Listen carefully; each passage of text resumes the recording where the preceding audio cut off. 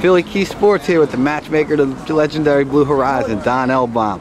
Got a fight Friday night at the Blue main event for the Italian Jewish Philadelphia title. It's Brunelli versus Ran Nakash. Don, what do you think about this fight? Why'd you put this one together? I think it's a Philadelphia classic. It's a Blue Horizon classic.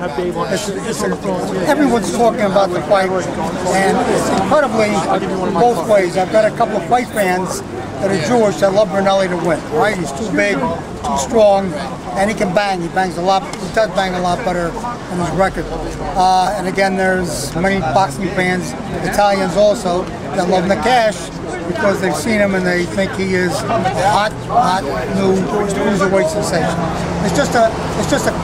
It's a fun fight. It's a fantastic fight. It's so important to both guys. Without question, a win for Brunelli is going to just elevate him into some nice money fights in Europe, let alone here, because they want Nakash in Germany, they want him in France, they want him all over. Nakash, who's looking to have a title fight signed sometime in the next 8 to 10 months. If he doesn't win this, he's down to just being another cruiserweight. So it's just a fantastic fight. Okay. And the odds in Vegas, and it's 8 to 5. It's a pick 'em whether it's going to go the distance, and it's just that kind of a great Philadelphia match. How would you say Nakash stacks up against the world class of heavyweights? You know, since you say I'm a great believer. I'm from an old school, as you know. I'm a great believer in not rushing, even though he's 30 years old in today's market. That's not old. I'd like to see 4 or 5 more smart fights, and then I think he can start making a hell of a move. I'd like to see 22, 23 fights in there without rushing like everyone seems to want to do today.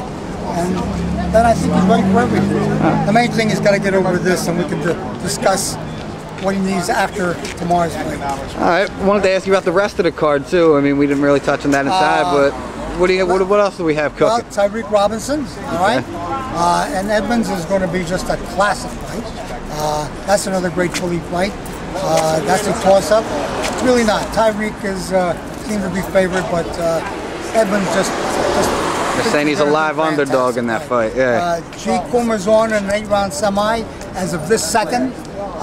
Greg Serb, unfortunately, has turned down 3 opponents that I thought were worthy, but again, he's the captain of the ship. So I'm looking to get 2 other fighters, and I hope to have that closed before the night's over. It's just going to be a great fight. Okay. Gee Culmer, he's a guy who's fought on a lot of your cards. Where do you see him going? You know something? He's classy. Not a great puncher. Put that aside. You don't have to be a great puncher. He's 15-1. I think there's not anyone. He's 3 or 4 fights away, 2 or 3 fights from really making a move. And I think his style is capable of giving anyone trouble. Let me explain.